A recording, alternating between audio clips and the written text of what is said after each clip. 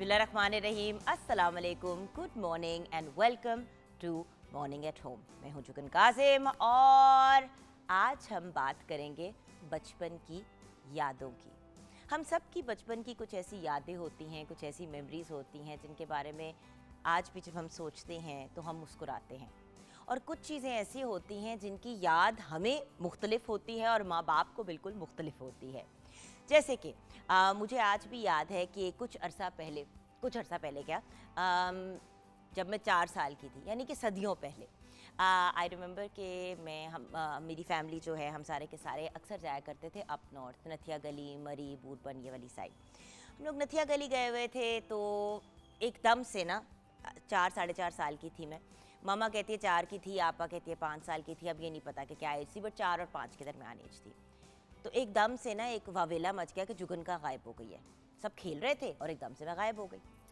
अच्छा, सारे इधर उधर ढूंढ रहे हैं तो एकदम से जो हमारे ड्राइवर थे अता भाई ने एकदम से चीख मारी और कहा कि बीबी इधर आए, इधर आए। तो मामा भागती हुई आई तो उन्होंने देखा कि एक चोटी, मतलब जो जहाँ पे हम ऑब्वियसली, जहाँ पे पूरा वो लॉन्च ऑन जगह खेलने की बनी हुई थी, वहाँ पे ऑब्वियसली उस वक्त तो इतनी ज़्यादा एहतियात नहीं होती थी और वो सारी वो जो कहते हैं ना फेंस वगैरह नहीं बना हुआ था। तो उन्होंने देखा तो 2 हाथ ऐसे करके नज़र आ रहे थे और मैं लटकी हुई थी पहाड़ी के साथ। और अगर इस जगह पे हम खेल रहे थे तो उससे नीचे कुछ ऑब्वियसली या तो मैं गिरी थी या स्लिप हुई थी, कुछ ना कुछ हुआ था। अब ये उन लोगों की याद है, मुझे तो खैर कुछ भी नहीं याद, मुझे तो सिर्फ मार याद है। खैर, जान निकल गई कि अब इसको किस तरह से हम उठाएं, क्योंकि अगर ये प्लेन जगह है और मैं यहाँ से नीचे गिरी हुई हूँ। खैर, बड़ी मुश्किल से अता भाई जो हैं वो घूम के नीचे गए, यहाँ पे आके खड़े हुए और फिर वहाँ से उठा के ऊपर ले आए। अच्छा, वो उठा के जब मुझे ऊपर लेके आए हैं तो ज़ाहिरी इंसान तो यही सोचेगा ना कि माँ गले लगा के प्यार करेगी, लाड करेगी। सारी फैमिली इस बात की गवाही देती है कि मामा ने मार मार के मेरा भुरकस निकाल दिया। और जब उनसे और मैं अब मामा से अक्सर पूछती हूँ कि मामा, इतनी चोट शायद मुझे पहाड़ी की चोटी से गिरने से नहीं लगनी थी जितना आपने मार मार के मेरा भुरकस निकाल दिया होगा। कहती मैं डर गई थी। मैंने कहा मामा, डर गई थी कि मुझे कुछ हो जाएगा, फिर मैं बच गई तो फिर आपने वो पूरी कसर पूरी कर ली कि बची क्यों। मतलब ये क्या मामला है। तो एक ये मेरी बड़ी फेवरेट मेमोरी है। और आजकल से रिलेटेड अगर बात करें तो गर्मियों में ऑब्वियसली आम का सीज़न होता है, और आम के सीज़न में जो अंबियाँ होती हैं वो वैसे ही सारे बहुत ज़्यादा एंजॉय करते हैं, स्पेशली जब बच्चे छोटे होते हैं। तो यानी कि जब अभी आम पका नहीं होता तो वो छोटी छोटी सी जो अंबियाँ होती हैं। अच्छा, अब हमारे स्कूल में आम का दरख्त था, और जब आम लगते थे तो आई थिंक वो पहले ही उतार लेते थे, लेकिन अंबियों के स्टेज पे तो कोई भी नहीं उतारता था। मुझे हमेशा चढ़ा दिया जाता था कि जाओ तुम चढ़ जाओ ऊपर और हम सब के लिए ना अंबियाँ उतारो, यानी कि ऊपर जाओ और ऊपर से उतार उतार के फेंको। खैर, मैं चढ़ गई ऊपर।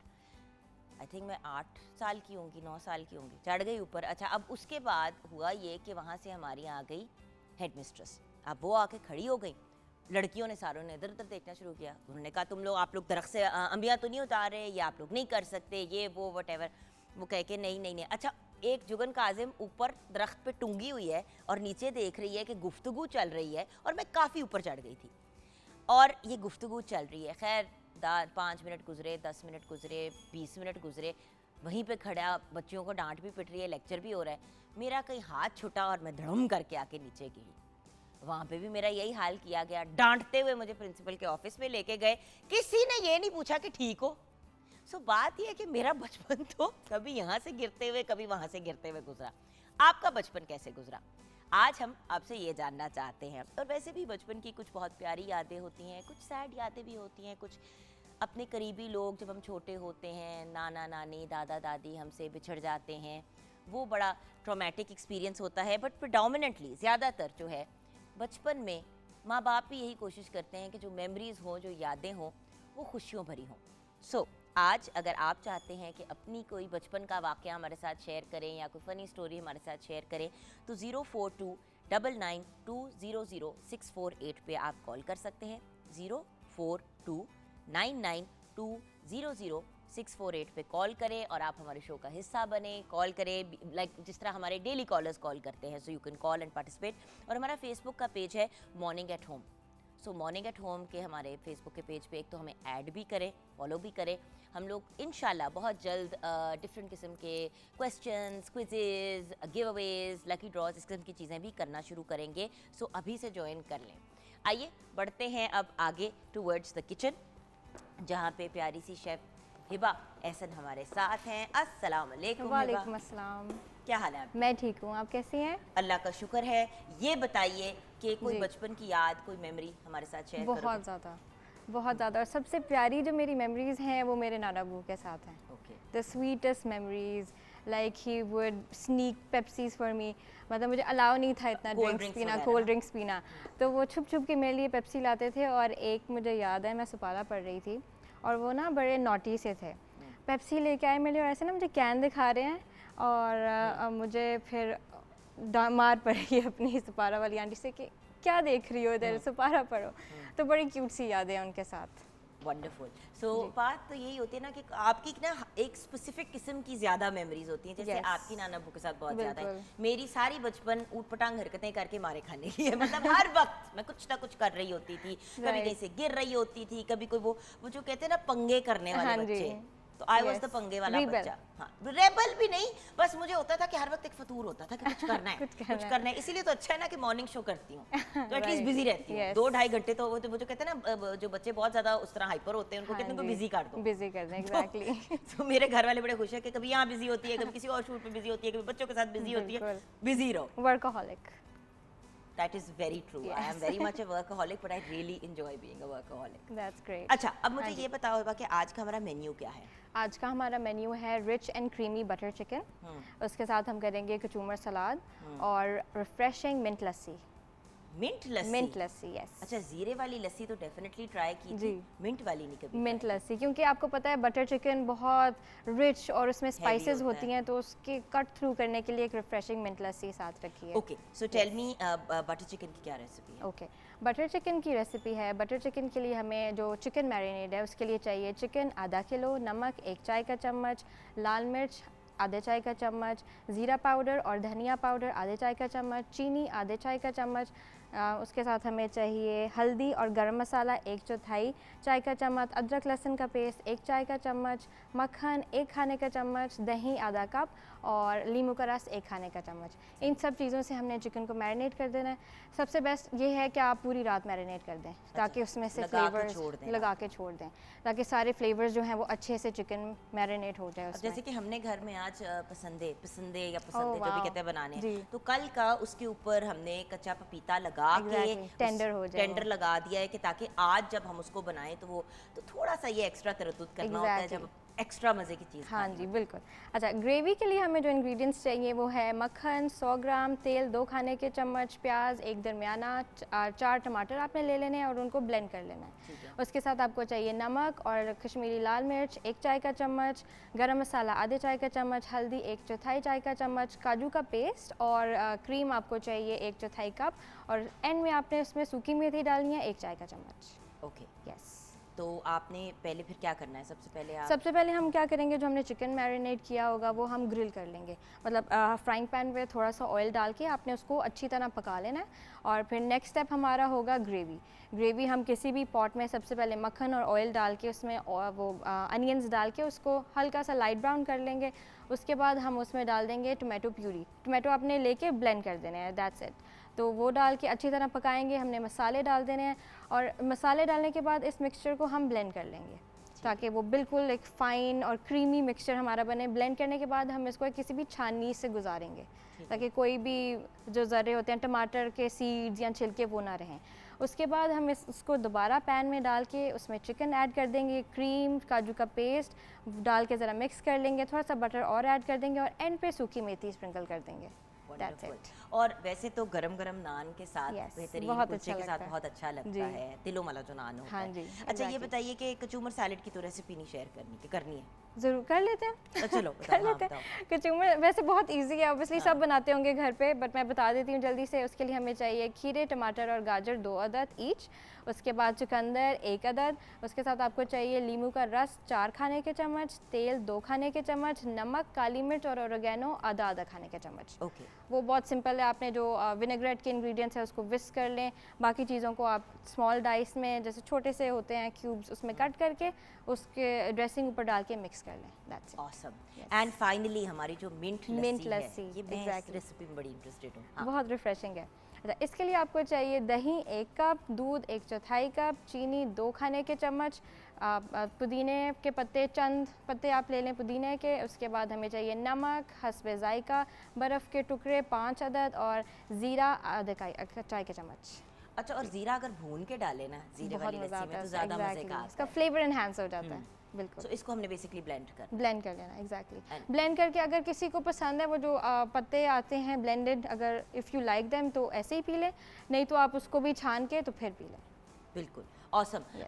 बट आई थिंक कि अगर मिंट लस्सी पी रहे हैं तो थोड़े बहुत पत्ते आने तो उसमें चाहिए। कहीं ना कहीं मुंह में आने चाहिए, और Exactly. वैसे ही वो निज़ाम हज़म के लिए, हमारे बहुत अच्छा है। डाइजेस्टिव सिस्टम के लिए ऑसम चीज़ है। Exactly.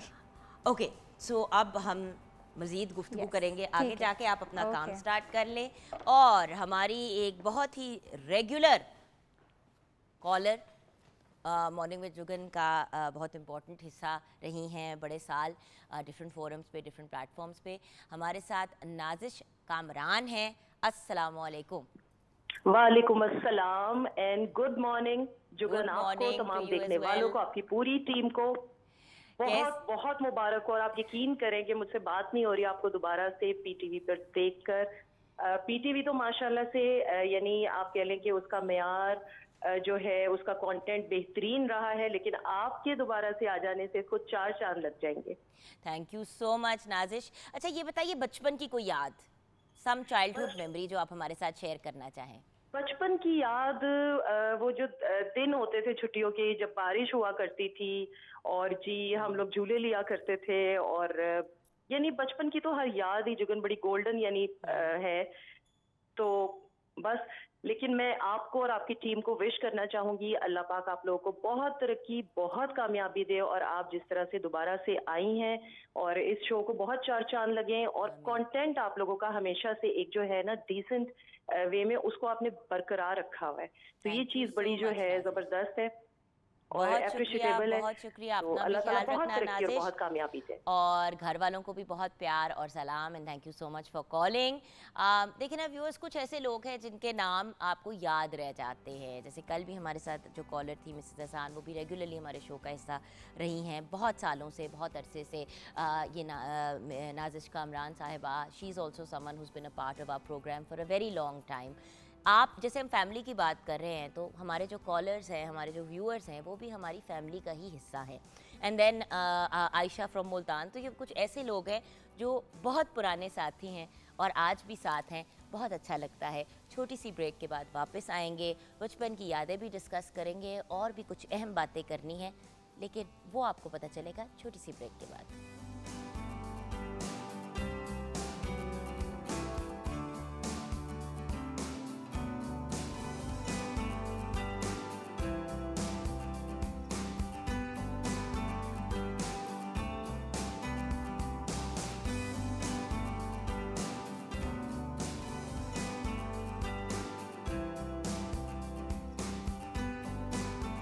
Welcome back from the break viewers. Welcome तो आपको मुस्कुराहट के साथ किया है, लेकिन आज जो दिन मनाया जा रहा है उस दिन को मनाने की तो खुशी है, लेकिन जो फैक्ट्स एंड फिगर्स सामने आए हैं वो बड़े ही हैरान कुन और अपसेटिंग फिगर्स हैं। आज पाकिस्तान समेत पूरी दुनिया में वर्ल्ड हेपेटाइटिस डे मनाया जा रहा है।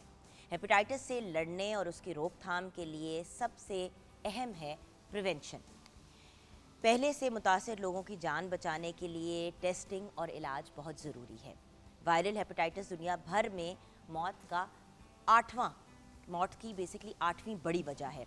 दुनिया भर में 257 मिलियन लोग इस हेपेटाइटिस बी जैसी बीमारी से मुतासिर हैं। 71 मिलियन लोग जो हैं वो हेपेटाइटिस सी में मुब्तला हैं। WHO यानी कि वर्ल्ड हेल्थ ऑर्गेनाइजेशन ने 2015 से 2030 के दरमियान तकरीबन ये हिसाब लगाया है कि 20 मिलियन डेथ्स होंगी हेपेटाइटिस की वजह से। यानी कि पाकिस्तान जो है वो सेकंड नंबर पे आता है और इजिप्ट जो है वो फर्स्ट नंबर पे आता है इन टर्म्स ऑफ हेपेटाइटिस का वो जो इलाज और सही तरीके से प्रिवेंशन नहीं हो रही होती और ये सारी चीज़ें। पाकिस्तान के ऑलमोस्ट 10 मिलियन लोग हेपेटाइटिस सी का शिकार हैं, यानी कि 100 लाख यानी कि 1 करोड़ लोग, राइट।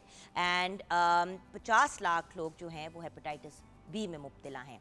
इसका मतलब ये है कि हर 12 में से एक पाकिस्तानी जो है वो हेपेटाइटिस का शिकार है, चाहे उसके अंदर सिम्टम्स हों या ना हो।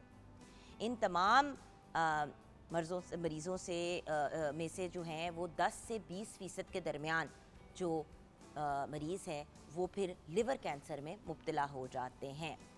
15 से 20 साल के इलामती कोर्स के बाद पैदा हो जाए, मतलब बेसिकली अगर 15 से 20 साल आपने ना इलाज कराया हो, इग्नोर किया हो, तो फिर ये इशू बहुत सीरियस हो जाता है। और सोचने की बात है कि जब ये बीमारी ईज़िली प्रिवेंट की जा सकती है, अवॉइड की जा सकती है, तो ट्रीटमेंट की तरफ हम जाते ही क्यों हैं? ट्रीटमेंट की तरफ इसलिए जाना पड़ता है क्योंकि हम इग्नोर करते हैं, और फिर ट्रीटमेंट को भी इग्नोर करते हैं तो फिर जाके आपको जिगर का कैंसर हो जाता है। अब मैं आपसे बात करना चाहूँगी एक ऐसे हॉस्पिटल की, एक ऐसे मेडिकल सेंटर की जो लोकेटेड है in the heart of Lahore, doctors hospital and medical centre. ये इंटरनेशनली रिनाउंड 250 बेड की एक बहुत ही अमेजिंग मल्टी स्पेशलिटी हस्पताल है और हेल्थ केयर प्रोवाइडर है। एक मॉडर्न फैसिलिटी है, इसमें सब स्पेशलाइजेशंस हैं, मेडिकल की, सर्जिकल, मतलब गायनेकोलॉजी, ऑब्स्टेट्रिक्स, पीडियाट्रिक डिपार्टमेंट्स, और उसके साथ साथ एनेस्थीसिया का, रेडियोलॉजी का एंड लैबोरेटरी सर्विसेज। सर्टिफाइड है पंजाब हेल्थ केयर कमीशन से, पाकिस्तान, और बाय द वे रिकग्नाइज किया जाता है by the college of surgeons and physicians of Pakistan for post graduate studies as well. इस हॉस्पिटल का बेसिकली एम और गोल यही है कि जो भी इंसान यहाँ पे आए उनको बेहतरीन से बेहतरीन हाई क्वालिटी की हेल्थ केयर सर्विसेज मिले, अपने प्रोफेशनलिज्म के थ्रू, एथिकल कोड के थ्रू, और जो हाई स्टैंडर्ड्स हैं इनके केयर के, जो इनके पेशेंट्स हैं उनकी सेफ्टी, और एक इंक्लूसिव वर्क एनवायरनमेंट। तो आइए मिलते हैं आज उन्हीं के एक बहुत ही ब्रिलियंट रिप्रेजेंटेटिव जो खुद इन हिज ओन राइट हमारी मेडिकल फील्ड के एक सुपर हीरो से कम नहीं है। The president of the Pakistan society of gastroenterology and GI endoscopy, हमारे साथ डॉक्टर गयासुन नबी तैयब हैं, एक एक्सट्रीमली रिनाउंड नाम अपनी कॉन्ट्रीब्यूशंस के लिए in the field of gastroenterology. He is acknowledge internationally, माशाल्लाह ग्लोबली इनको रिकग्नाइज़ किया जाता है, और इन्होंने जो काम किया है क्लिनिकल हेपेटोलॉजी में एंड इंटरवेंशनल एंडोस्कोपी में, उसके अलावा he is the Pioneer of endoscopic ultrasound and endoscopic management of biliary and pancreatic diseases. अस्सलाम वालेकुम डॉक्टर साहब, इतना सब कुछ आपने कर लिया, और मैं पिछले 15 साल से तो आपके इंटरव्यूज़ कर रही हूँ, और डॉक्टर साहब हर बार you have a new feather in your cap, और many feathers in your cap. तो बहुत बहुत मुबारक हो for all the latest awards and all the latest achievements. Jugan देखिए, जैसे आप नए नए प्रोग्राम करती हैं, इसी तरह हम लोगों के ज़िम्मे है कि हम नए प्रोसीजर्स अडॉप्ट करें, पाकिस्तान में इंट्रोड्यूस करें, ताकि लोगों को उसका फ़ायदा पहुँचे। तो इंटरनेशनल कम्युनिटी से जो हम सीख के आते हैं वो यहाँ पे हम ट्रांसफ़र करते हैं। डॉक्टर साहब नए प्रोग्राम करने में और एंडोस्कोपिकली किसी का इलाज करने में मतलब ज़मीन आसमान का फ़र्क है। और आप लोग तो बहुत बड़े लोग हैं, वो जो कहते हैं ना अगर अल्लाह ताला ने कोई फ़रिश्ते भेजे हैं दुनिया में तो वो डॉक्टर हजरात हैं। तो डॉक्टर साहब आज हम बात करेंगे, जैसे कि आपने ये बैज भी पहना है हेपेटाइटिस फ्री पाकिस्तान, हेपेटाइटिस आखिर है क्या? जुगन आपने अभी बहुत से फिगर्स और फैक्ट्स दिए हैं, और हकीकत ये है कि जो फैक्ट्स एंड फिगर्स आपने दिए हैं हकीकत उससे कहीं ज़्यादा अलार्मिंग है। आपने बताया कि रफली को 1 करोड़ से ज़्यादा, हकीकत है कि पूरे पाकिस्तान में 1 करोड़ 40 लाख से ज़्यादा लोग हेपेटाइटिस बी और सी में मुब्तला हैं। 2008 का अगर हम सर्वे उठा के देखें तो उसमें पंजाब में जो फिगर्स थी वो थी 5.8%। 2018 में एक मज़ीद सर्वे किया गया हेपेटाइटिस सी के रेलेवेंस में, तो हेपेटाइटिस सी के रेलेवेंस में जो फिगर्स थी वो 8.9% थी। अब ये 8.9% की जो फिगर वैसे देखें तो लगता है कि 10 में से एक बंदे को ये हेपेटाइटिस बी और सी है, लेकिन हकीकत में इस जो अगर उसको देखें ना अदाद शुमार को समझने के लिए भी एक ज़हन चाहिए। तो अदाद शुमार के हिसाब से जो मैक्सिमम परसेंटेज है वो है 20 से लेके 45 साल की उम्र में, ये है हम लोग की बैली पेशेंट्स की। और यहाँ पे जो तनासुब बन जाता है वो बन जाता है कोई 38 से 40% का। तो उसका मतलब ये हुआ कि हम जितने भी यहाँ पे बैठे हुए हैं इस स्टूडियो में या वैसे किसी ऑफिस में काम करते हैं, तो हर तीसरे से चौथे बंदे को हेपेटाइटिस बी या सी है। सर देखें हमारे स्टूडियो में भी डॉक्टर साहब 1 2 3 4 5 6 7 8 9 10 11 12 13 14 15 16 हम 16 लोग बैठे हैं। और यानी कि हम में से 4 या 5 लोगों को डेफिनेटली निकलेगा अदाद शुमार के हिसाब से। तो उस सिलसिले में WHO की रिकमेंडेशन है और इसी चीज़ के लिए आज का दिन मनाया जाता है कि अवेयरनेस लेके आई जाए, सब लोगों को आगाही दी जाए कि भैया अगर आपके इलाके में, आपके शहर में, आपके मुल्क में तनासुब हेपेटाइटिस सी का 5% से ज़्यादा है और बी का 2% से ज़्यादा है, तो अपना टेस्ट लाजमन करवाइए। बी और सी का टेस्ट आराम से आसानी से मैसर है, जितने भी प्राइवेट हॉस्पिटल हैं उनमें मैसर है, पब्लिक हॉस्पिटल मैसर है, जितने इंतकाल खून के इदारे उनमें मैसर है। जाएँ अपना टेस्ट करवाएं, अगर आपका टेस्ट पॉजिटिव है तो इमीडिएटली अपने आप को लिंक करें उन तमाम अदारों से जहाँ पे इसकी इलाज की सहूलत मौजूद है। अच्छा, doctors hospital and medical centre में हेपेटाइटिस के इलाज के बारे में थोड़ा सा हमें गाइड करेंगे? देखिए, डॉक्टर्स हॉस्पिटल पूरे पाकिस्तान का एक यूनिक अस्पताल है जिसमें starting from diagnosis to the best possible treatment तमाम सहूलियात मौजूद हैं। डायग्नोसिस के लिए वहाँ पे कम्प्रहेंसिव लैब है कि आएँ अपना टेस्ट करवाएं, BOC का अगर पॉजिटिव है तो PCR करवाएं, अपनी जगह के टेस्ट करवाएं। लिवर के टेस्टों को की स्टिफनेस को चेक करने के लिए फाइबर स्कैन की सहूलत अवेलेबल है जो कि बहुत कम हॉस्पिटल में मौजूद है। एक दफ़ा असेसमेंट हो गई कि आपके लिवर का स्टेटस क्या है, उसके बाद अद्वियात आराम से वहाँ पे मैसर हैं। खुदा न खास्ता कोई पेचीदगी हो जाए, उसके लिए खून की उल्टी, पेट में पानी, जिगर का कैंसर, तो जिगर कैंसर की वो तमाम इलाज जो कि किसी भी दुनिया के अच्छे हॉस्पिटल में अवेलेबल हो सकते हैं वहाँ पे हैं। एंडोस्कोपी के हवाले से जो किसी भी अस्पताल दुनिया के अच्छे अस्पताल में अवेलेबल हो सकते हैं वो हैं और बेस्ट पॉसिबल ट्रीटमेंट वहाँ पे एंडोस्कोपिक, रेडियोलॉजिकल, उसके बाद कैंसर के पॉइंट ऑफ व्यू से तमाम चीज़ें वहाँ पे इस के इलाज के लिए मैसर हैं। और इसी ज़मरे में आपको एक चीज़ बता दूँ कि 45% हेपेटाइटिस के पेशेंट्स ऐसे होते हैं कि जब वो हमें आके मिलते हैं तो उनके जिगर में स्टिफनेस पहले ही आ चुकी होती है, यानी उनकी बीमारी एक ख़ास शरह से आगे जा चुकी होती है। उसमें इलाज गो के बहुत कामयाब है। इस वक्त हेपेटाइटिस सी का इलाज अगर मैं देखूँ तो पुराने ज़माने वाली बात थी जब हम पहले इंटरव्यू किया करते कि जी टीके लगते हैं, टीके से लोग पागल हुए में ठीक नहीं हो रहे, उनके साइड इफ़ेक्ट बहुत हैं। अब का जो इलाज है सादा है, एक गोली और रोजाना। डॉक्टर साहब बड़ा महंगा भी होता था महंगा पहले भी था। वाला इलाज, याद है हमारी कोई 10 साल पहले जब इधर इसी प्लेटफॉर्म पे इसी गुफ्तगू हुई प्लेटफॉर्म थी पे। तो डॉक्टर साहब ने कहा था कि भी आपने इंजेक्शंस लगवाने हैं और ये, क्योंकि उस वक्त यही था इलाज। Exactly, जी। अब तो बहुत आसान हो अब गया। आसान हो गया है, एक गोली खानी है, रोज़ाना की खानी है, 3 महीने से लेके 6 महीने तक खानी है, साइड इफ़ेक्ट कोई नहीं, कामयाबी की शरह 95% से अच्छी है और और 100% आप हेपेटाइटिस फ्री हो जाते हैं। 100 एक दफ़ा आपने दवाई खा ली, शर्त है कि दवाई आपने मुकम्मल खाई है तो 100 में से देखिए 100% ज़ात अल्लाह ताला की है। 95% का मतलब है कि नियर टू 100%। तो 95% अगर कामयाबी की शरह तो उसका मतलब है कि बेहतरीन शरह है और 95% अगर हो गई कामयाबी तो हमेशा के लिए आपकी जान छूट गई हेपेटाइटिस सी से। बी के मामले में ये कि सिंपल क्योंकि सी सी एक और गोली बी है ना परेशान करने वाले। परेशान करने वाला बी और सी है। ठीक है। गो कि ए और ई की भी अपनी अहमियत है। ए और ई की अहमियत ये है कि 100 में से एक बंदे को सीवियर हेपेटाइटिस लिवर फेलियर होता है और आमतौर पे अनफॉर्चुनेटली ये बच्चों में होता है या हामला माओ में होता है। जिसको हम जॉन्डिस भी कहते हैं। जी, उसको जॉन्डिस भी कहते हैं। आज के दिन के तवज्जुह से हम लोग का फोकस है बी और सी, जो कि ख़तरनाक वजह है जिसको हम प्रिवेंट कर सकते हैं, जिसको ख़त्म कर सकते हैं और आइंदा आने वाली नस्लों से हम हेपेटाइटिस बी और सी से बचा सकते हैं। तो इस लिहाज से हेपेटाइटिस बी और सी को आवाम के लिए उनको समझना चाहिए, जानना चाहिए। अब बी के लिए बहुत अच्छी बात है कि उसके लिए वैक्सीन अवेलेबल है। वैक्सीन हामला माओं को लाजमी लगानी चाहिए।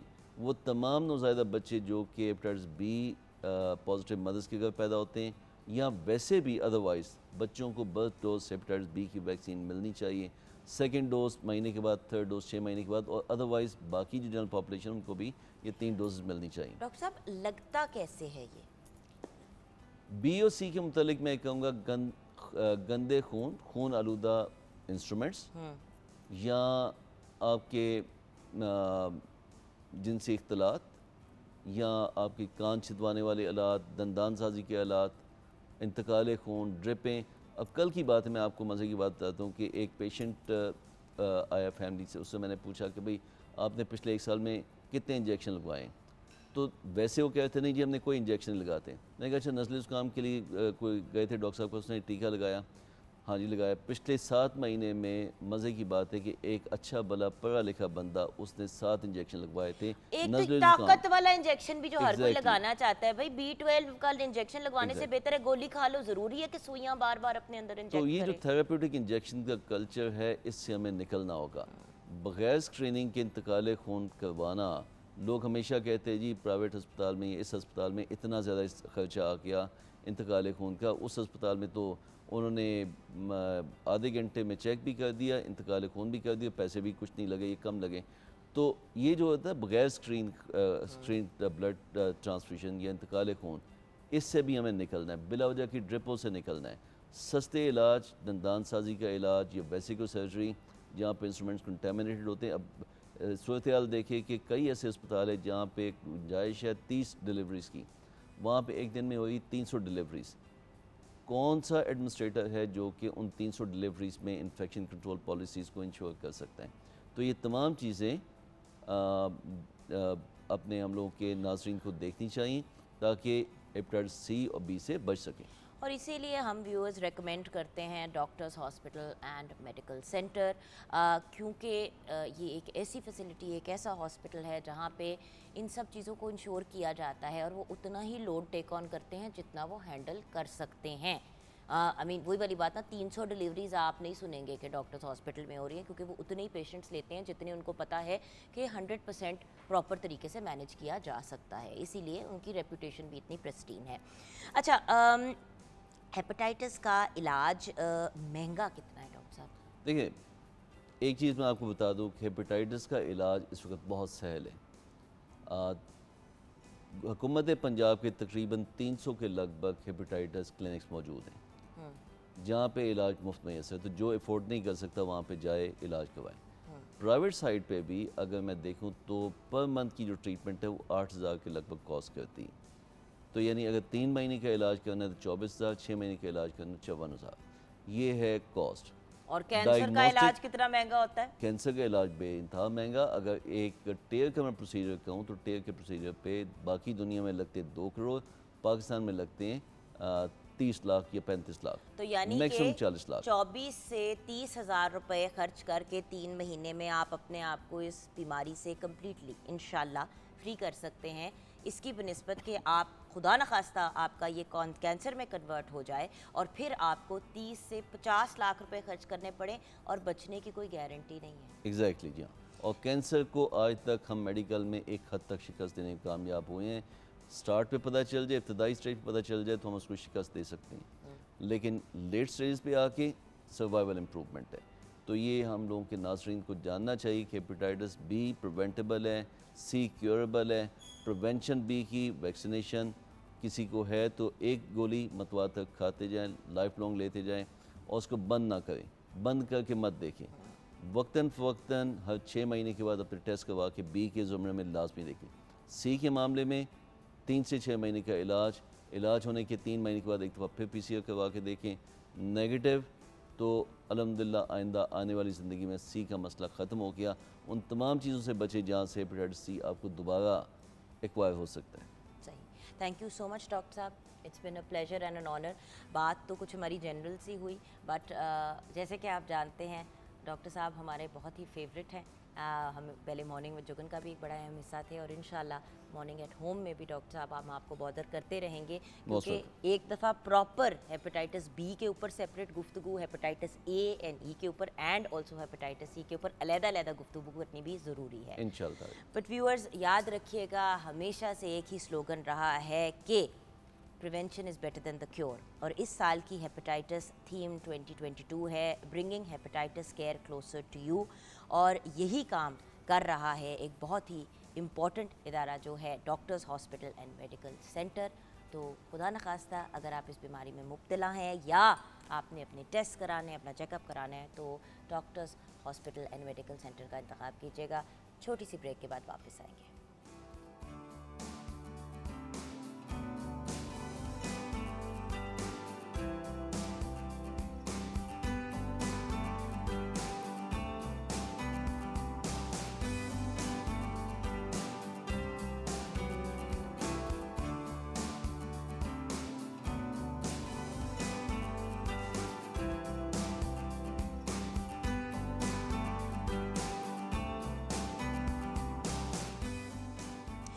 Welcome back from the break viewers. अब हमें ज्वाइन किया है founder and president of the national yoga federation of Pakistan, award holder हैं, फादर ऑफ मॉडर्न योगा भी आपको कहा जाता है।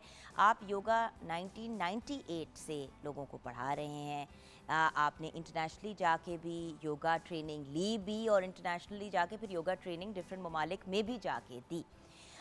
तो योगा के ज़रिए हम किन किन मसाइल का हल ढूंढ सकते हैं, आज हमें योगी नईम बताएंगे। अस्सलाम वालेकुम। वालेकुम अस्सलाम, क्या हाल है बहन? बिल्कुल ठीक ठाक। और योगी नईम के साथ हमें ज्वाइन किया है योगी जाहिद ने, योगी एहसन ने, योगी बिलाल ने, चौधरी नईम ने और हफ्सा रास्ती ने। अस्सलाम वालेकुम टू ऑल ऑफ यू। जी सर, ये बताइए कि योगा से किन किन मसाइल का हल ढूंढा जा सकता है।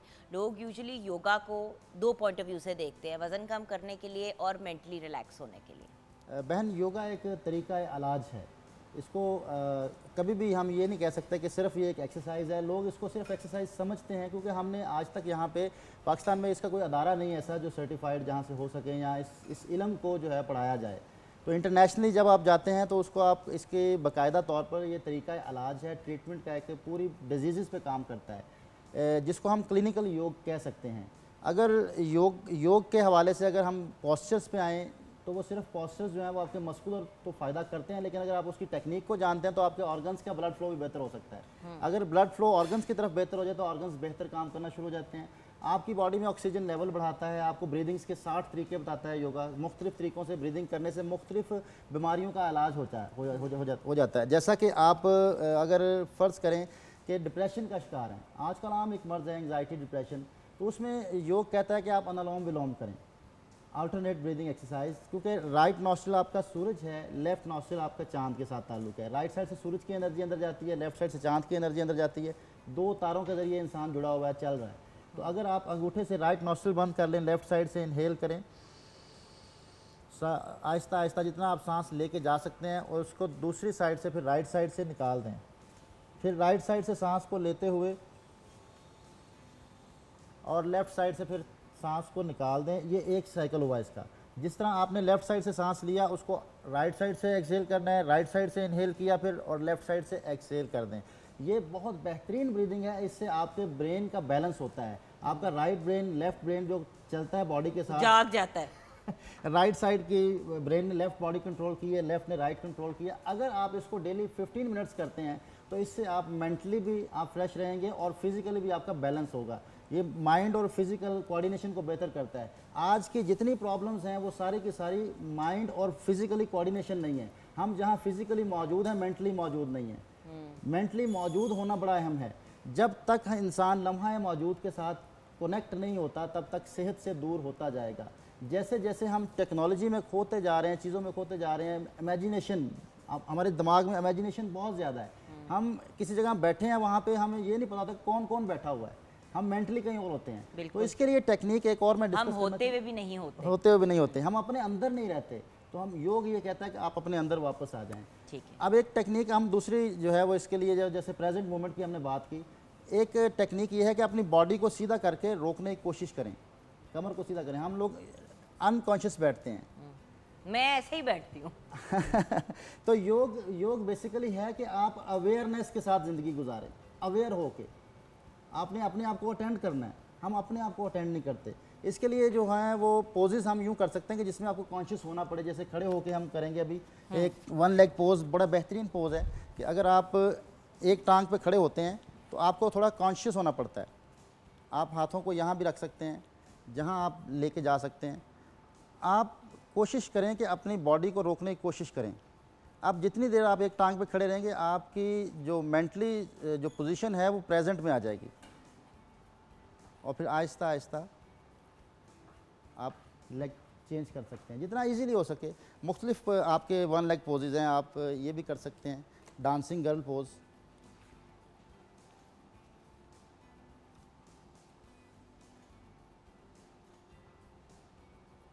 जितना आराम से हो सके, जितना आप कर सकते हैं, इस तरह के पोजेस करने से जो है वो आप बैलेंस आपका होगा, जिससे आप मेंटली आप प्रेजेंट मोमेंट में आ जाएंगे। लेकिन शुरू में मैं ये कहूँगा कि आप दीवार का सहारा लेकर करें। मैं वही कहने लगी थी कि देखिए ये तो आपकी टीम है, इनको भी थोड़ा सा स्टेबल होने में टाइम लगता है, तो स्पेशली जिन लोगों का बैलेंस नहीं ठीक होता वो क्या करें? वो दीवार का सहारा लें। ठीक है, दीवार का सहारा ले करें। कभी कभी ऐसे भी कर सकते हैं कि अगर आप, मैं इसका आसान हल बताता हूं कि आप एड़ी को ऐसे अपने टखने के ऊपर जोड़ लें और पाँव को उठाएं और फिर रख लें नीचे, अच्छा ये सहारा बन जाएगा आपका। आप शुरू में, अच्छा इसके लिए आंखें खोलना ज़रूरी है। आंखें खोल के जब तक आप देखेंगे नहीं, आपका ब्रेन प्रेजेंट नहीं हो सकता। ठीक है। आपके ब्रेन में वही इमेज बनता है जहाँ आप देख रहे होते हैं। आप ये देखें कि हम आजकल के ज़माने में इतना जो है वेस्टर्न वर्ल्ड में बात करते हैं माइंडफुल लिविंग, माइंडफुल होना, तो Mindfulness। योग तो कब से माइंडफुलनेस की बात कर रहा है? योग तो बात ही सदियों माइंडफुलनेस की से, करता सदियों है। से। सदियों से। ये जितनी आपके इमेजेस बनते हैं, जितने आप सोचते हैं, ये वायरस है। बिल्कुल। उतना ही आपकी वायरस, विंडोज़ में वायरस है, विंडोज़ करप्ट हो चुकी है लोगों की, सॉफ्टवेयर प्रॉब्लम है। अगर इंसान ने सेहत को पाना है, सेहतमंद ज़िंदगी गुजारनी है, तो उसके लिए लाजमी उसको अपने साथ अटैच होना पड़ेगा, मेंटली हाजिर होना पड़ेगा। मेंटली जब तक आपके वायरस हैं, आपकी विंडोज़ नहीं सही चलेगी, आप कभी आपके फंक्शन बेहतर नहीं हो सकते, क्योंकि आपके सारे ऑर्गन्स ब्रेन के ज़रिए काम कर रहे हैं। सही। जिसको योग ने नाड़ियों का कहा है, नाड़ियाँ, जिसको मेडिकल नर्वस सिस्टम कहता है, मोटर नर्व्स और सेंसरी नर्व्स। मोटर नर्व्स वो हैं जो दिमाग का ऑर्डर बॉडी पे अप्लाई करवाते हैं। बिल्कुल। फिजिकली कोई भी मूवमेंट करते हैं, ये मोटर नर्व्स के जरिए से होती है। और जो आप महसूस कर पाते हैं, ये सेंसरी नर्व्स हैं, बॉडी का मैसेज दिमाग तक पहुंचाना। और इन दोनों नर्व्स का एक्टिव होना सेहत की निशानी है। हम अक्सर ये होता है कि सेंसलेस हो जाते हैं, हार्ड वर्क करके, मुशक्क़त करके सेंसलेस हो जाते हैं, तो वो सेंसरी नर्व्स काम नहीं करते, इसलिए बीमारी अंदर पलना शुरू हो जाती है। अच्छा, जैसे कि आपने अभी ब्रीदिंग का बताया, आपने हमें ये 2 पोजेज, और कोई ऐसे पोजेज है जो हमें अभी में, आज में ले, क्योंकि कुछ योग के ऐसे भी पोजेज हैं जो आपको ट्रांसपोर्ट कर देते हैं कहीं जी, और, जी। तो कोई ऐसे और हैं? क्योंकि देखिए हम सब दूसरी ही दुनिया में रहते हैं, जी हाँ। अब इधर नहीं रह रहे। इस वक्त मैं आपसे बात कर रही हूँ, मैं प्रॉब्ली सोच रही हूँ अच्छा हमजा का फलां काम करना है, हसन को यहाँ पे लेके जाना है, नूर की ये चीज़ लेनी है, मतलब बच्चों का, मियाँ का, हाँ जी मैंने आज काम से फ्री होके अपने ऑफिस जाना है अपने ब्रांड के, उसके बाद फिर मैंने अपनी सास की तरफ, आप सुन रहे, मतलब समझ रहे हैं ना? मैं बोलना भी शुरू करूँ तो वो 50,000 चीज़ें बैक ऑफ द माइंड में होती हैं। उनको कैसे बंदा कहे कि पीछे हट? अब एक बड़ी बेहतरीन टेक्निक मैं योग की शेयर करूंगा आपके साथ। योग ये कहता है कि आपकी हर मूवमेंट आपके ब्रेन के ज़रिए से हो, ना चाहते हुए नहीं, चाहते हुए हो। हमने जो मोटर नर्व्स की बात की कि आपके मोटर नर्व्स ऑर्डर ले के काम करें, ना कि आपका ब्रेन मेंटली कहीं और पहुंचे हुए हैं आप और मूवमेंट हो रही है। ये एंग्जाइटी की निशानी है। अगर आपकी बगैर सोचे समझे हरकत हो रही है जिस्म के ऊपर, अक्सर लोग पाँव हिलाते रहते हैं, हाथ हिलाते रहते हैं, रेस्टलेस लेग सिंड्रोम, वो एंग्जाइटी की निशानी है, वो एंग्जाइटी में रहते हैं। और जो लोग बिल्कुल स्टिल होते हैं वो डिप्रेशन का शिकार होते हैं, वो पिछले गुजरे हुए काल में होते हैं। तो मतलब मैं फिर क्या करूं? मैं पहले टिक गई तो आपने कहा कि वो डिप्रेशन है, हिलने की बात की तो कहा कि वो एंग्जाइटी है, तो बीच में किस तरह मयाना रवि कहाँ से आए? मयाना रवि ये है कि आप जो मूवमेंट करें, आपकी मेंटली आप इन्वॉल्व हों। जैसे फ़र्ज़ करें आपने सिर्फ ऐसे हाथ ऊपर उठाएं, अब इनको एकदम नीचे आने नहीं देना, जबकि नेचुरल चीज़ है कि आप फौरन नीचे ले आए। आप कह रहे हैं कि इसको फील करें, फील, बॉडी को फील करना है। जैसे ही आप बॉडी को फील करेंगे, आप मेंटली प्रेजेंट हो जाएंगे। ठीक है। थॉटलेस पोजीशन है ये। अब मैं सिर्फ एक चीज़ के बारे में कॉन्शियस हूँ कि मैंने अपने हाथों को नीचे नहीं आने देना, मैंने उनको आराम से लेके आना है, वरना नॉर्मली क्या होता है हाथ ऐसे गए और ऐसे एकदम नीचे। तो योग बेसिकली हर पॉस्चर में आपको ये कहता है कि आप अवेयर होके आप पोजेस करें, अवेयर होके ज़िंदगी गुजारें। आप यहाँ बैठे हैं, आप यहाँ पे भी अवेयर होके बैठें। आपने अगला स्टेप जो लेना है वो अवेयर होकर करना है आपने। तो ये आपकी लम्हा मौजूद की प्रैक्टिस है। योग 45 मिनट का मैट पे होता है, योग इसके बाद शुरू होता है। 45 मिनट की प्रैक्टिस होती है। हम जो 45 मिनट की योग की मश्क करते हैं, ये उसकी प्रैक्टिस है। योग बाद में शुरू होता है। 24 घंटे योग करना है, योग के साथ ज़िंदगी गुजार। यानी कि ये वार्म अप होता है एक्चुअल एक्सरसाइज का, जो बाकी के 23 घंटे और 15 मिनट आपने करना है। अच्छा, और आप कितना योगा दिन में, क्योंकि आज थोड़ा सा एक इंट्रोडक्टरी करते हैं अपना शो, उसके बाद फिर आपको सर जब बुलाते रहेंगे और वेरियस फिर चीज़ों पे, जैसे कि आपने बताया कि you know anxiety, depression, frozen shoulder, digestive disorder, knee joint pain, heart. अब जैसे कि अभी हम कुछ देर पहले बात कर रहे थे जिगर के कैंसर की, राइट, जो हेपेटाइटिस से हो जाता है, क्योंकि आज अब हेपेटाइटिस भी स्ट्रेस से ज़्यादा जो है वो ख़राब हो जाता है, और अगर आपका डाइजेस्टिव सिस्टम प्रॉपर तरीके से ना काम कर रहा हो तो वो उससे भी ज़्यादा ख़राब हो जाता है, क्योंकि हर चीज़ फ़िल्टर तो लिवर और किडनी से होती है। बहन, जो आपका पेट है इसको सेकंड ब्रेन कहा जाता है। जैसे आपके ब्रेन में अगर कोई वायरस आ जाए, जैसे हमने शुरू में बातें की, तो उससे पूरी बॉडी पे आपके इफेक्ट आता है, ऑर्गन्स खराब होना शुरू हो जाते हैं। अगर पेट भी आपका ख़राब हो जाए तो पूरी बॉडी आपकी खिंचाव का शिकार हो जाती है, जिसमें स्टिफनेस आ जाती है, आपकी मूवमेंट ख़त्म हो जाती है। आपकी बॉडी के अंदर जो ये फूड फैक्ट्री है, यहाँ से आपके प्रॉपर जो है वो ग़िज़ाइयत नहीं मिल पाती, ग़िज़ाइयत जिस्म ले नहीं पाता। आप पानी पीते हैं, वो यूरिन की शक्ल में निकल जाता है, आप पानी भी आपकी बॉडी ले नहीं पाती। तो उसके लिए जो है वो सेकंड ब्रेन, जो आपका पेट जिसको कहा जाता है सेकंड ब्रेन, इसका फिट होना भी उतना ही ज़रूरी जितना आपका दिमाग है। और इसका ताल्लुक दिमाग के साथ इस तरह जुड़ा हुआ है कि जैसे आजकल IBS, इरिटेबल बाउल सिंड्रोम, ये बहुत ज़्यादा प्रॉब्लम देखा जा रहा है, और इसका सही ताल्लुक दिमाग के साथ है। ये पेट की बीमारी नहीं है, लोग इसको पेट का इलाज करते रहते हैं। या आपकी गट जो है उसमें गैसेस इकट्ठी हो जाती हैं, जो बड़ी इंटेस्टाइन है, उससे गैसेस इकट्ठे होने से फिर आपको कभी लूज मोशन आते हैं, कभी स्टूल आपका सख्त हो जाता है, और माइग्रेन और माइग्रेन भी बहुत से IBS के जो पेशेंट्स हैं उनको माइग्रेन भी होती है because of those gases and hormonal imbalance जो हो जाता है इसके।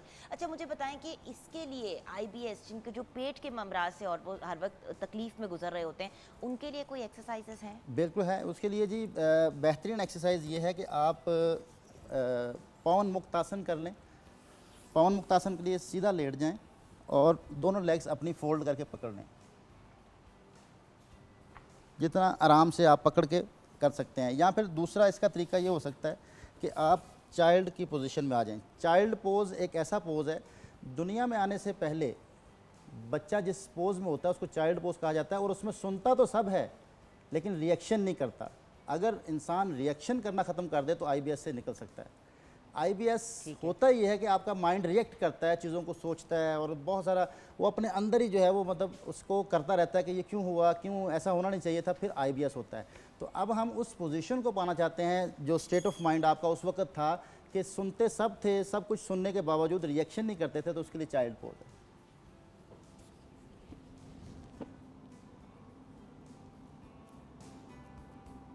अगर लोगों का पेट हो तो फिर घुटने खोल लें, पेट को थोड़ी जगह दे दें, क्योंकि माथा जमीन पे ही होना चाहिए, राइट? अच्छा, ये उन लोगों के लिए बहुत अच्छा है जो मेंटली डिसऑर्डर का शिकार हैं।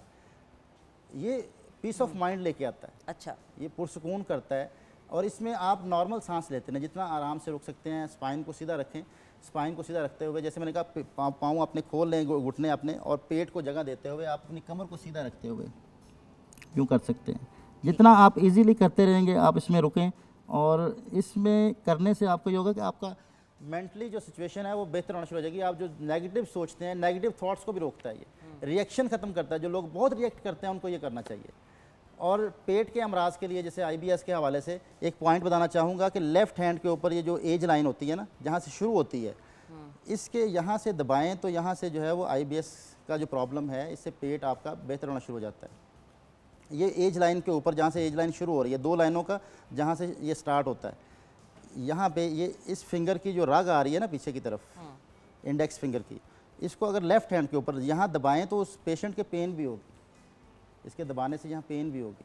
तो इसको दबाते रहें, दबाते रहें। सर में दर्द हो रही है इसको दबाने से? 5 मिनट के लिए, सिर्फ 5 मिनट दबाएं, तो इससे जो है वो आपका फ़ौरन रिलीफ मिलेगा। ये बहुत बेहतरीन पॉइंट है। By the way, pressure points थोड़ा सा इसके बारे में बताएंगे हमारे व्यूअर्स को? जी जी, ये मैं अगर आपको पूरी जिस्म का लेफ़्ट हैंड में अल्लाह ने बनाया है पैनल, अगर मैं इसको यूँ रखूँ ना 2 उंगलियों को, तो ये पूरा इंसान बनता है। ये 2 टांगे हैं, ये पेट है, ये चेस्ट है, ये गला, ये सर और ये 2 बाजू हैं। इसी तरह पीछे कमर है। ये मुख्तलिफ पॉइंट्स हैं, मुख्तलिफ पूरी बॉडी के। ये लेफ़्ट हैंड को कंट्रोल पैनल कहा जाता है। ओके। अगर इसको आप सर्च करना चाहें तो इसको सू जोक के नाम से सर्च कीजिएगा। सू जोक कोरियन ज़बान के लफ्ज़ हैं। सू का मतलब हाथ, जोक का मतलब पाँव। ठीक तो है। सू जोक आपको पूरे प्रेशर पॉइंट सामने आ जाएंगे। आप इंटरनेट से ले लें, गूगल से सू जोक, वो आपको पूरे पॉइंट्स लिखे हुए मिल जाएंगे। योग के पॉइंट ऑफ व्यू से आप हमारे व्यूअर्स को फाइनली क्या कहना चाहेंगे? योग बेसिकली इंसान को लाजमी तौर पर अपनाना चाहिए, क्योंकि इससे आपको वो फ्यूल मिलता है जो इंसान की ज़रूरत है। हम खाना पीना तो खाते हैं, इसके बगैर ज़िंदा रह सकते हैं, लेकिन फ्यूल कौन सा है इंसान का, हम उससे निकल गए हैं, वो ऑक्सीजन है। बिल्कुल। अगर इंसान ऑक्सीजन को अपने ले ले, बेहतरीन आप ऑक्सीजन लेवल, क्वांटिटी और क्वालिटी दोनों को आप मेंटेन कर लें, तो इससे आपकी सेहत अच्छी हो सकती है, आपकी जो है वो इंटरनल हेल्थ अच्छी हो सकती है। आप किसी भी तरह के प्रॉब्लम में नहीं होंगे। अगर आप प्रॉब्लम में जाते हैं तो उसकी वजह सबसे बड़ी होती है कि आपके ऑक्सीजन का लेवल नहीं सही होता या उसकी क्वालिटी अच्छी नहीं होती। वही वाली बात जो व्यूअर्स हम अक्सर कहते हैं कि बेहतरीन absorption of minerals and vitamins जब तक नहीं होगी, न्यूट्रिएंट्स की नहीं होगी, तब तक हमारा सिस्टम सही तरीके से नहीं चलेगा। उसी तरह अगर ऑक्सीजन की प्रॉपर अब्जॉर्प्शन आपके सिस्टम में नहीं होएगी, ना आपसे सोचा जाएगा, ना आपसे रिलैक्स किया जाएगा, और वो भी ऑक्सीजन भी वही आपके जिस्म के ऊपर इफेक्ट लेके आता है जो कोई मल्टीविटामिन लाएगा, बल्कि उससे 1000 गुना ज़्यादा, क्योंकि मल्टीविटामिन के बगैर आप जिंदा रह सकते हैं, ऑक्सीजन के बगैर आप नहीं रह सकते। जी। माइंड, आपका जो ब्रेन है, इसको कितनी ऑक्सीजन चाहिए? 80% ऑक्सीजन ब्रेन को चाहिए। इसकी खुराक 80% ऑक्सीजन पे, 20% ग्लूकोज। हम जो कुछ लेते हैं, खाते हैं, उसमें से ग्लूकोज तो हम बल्कि 80% ग्लूकोज ले रहे हैं, बिल्कुल। 20% ऑक्सीजन दे रहे हैं, जिसकी वजह से हम फ्रेश नहीं है mentally.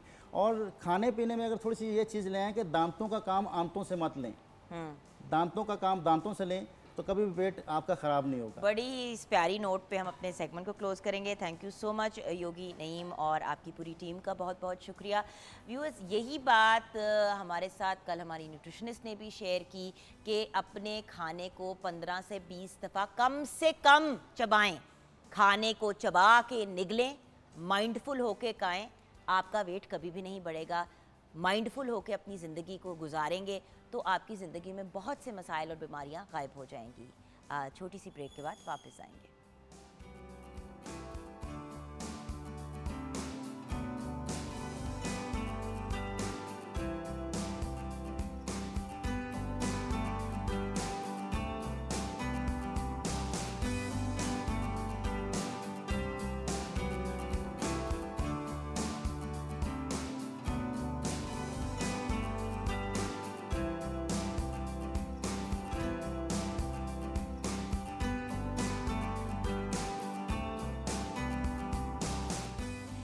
Welcome back from the break viewers.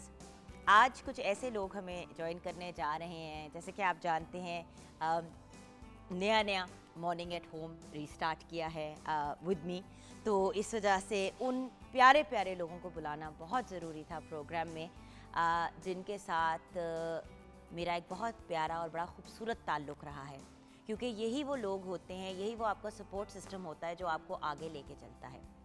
और जब वो लोग in their own right legends हों, ब्रिलियंट पर्सनालिटीज़ हों, तो फिर क्या ही बात है। सबसे पहले मैं बुलाना चाहूँगी आपकी, मेरी, हम सब की फेवरेट एक ऐसी पर्सनालिटी जो एक बेहतरीन एक्ट्रेस भी हैं, बहुत खूबसूरत कलाम भी पेश करती हैं, और सच्ची बात बताऊँ तो इतना अमेजिंग इनका सेंस ऑफ ह्यूमर हैं तो हमारी फिल्म स्टार निशो जी हमारे साथ हैं। असल इनका नाम बिल्कीस है। साख कॉन्फ्रेंस में रिसेंटली लखनऊ में भी अपना कलाम पेश किया जिसपे बड़ा लाफ्टर आया। अस्सलामु अलैकुम। वालेकुम अस्सलाम, how are you Jugan? I am good. ये नाम बिल्कीस कितना खूबसूरत है। ये बड़ा यूनिक सा नाम है, क्योंकि मेरी दादी माँ ने रखा था।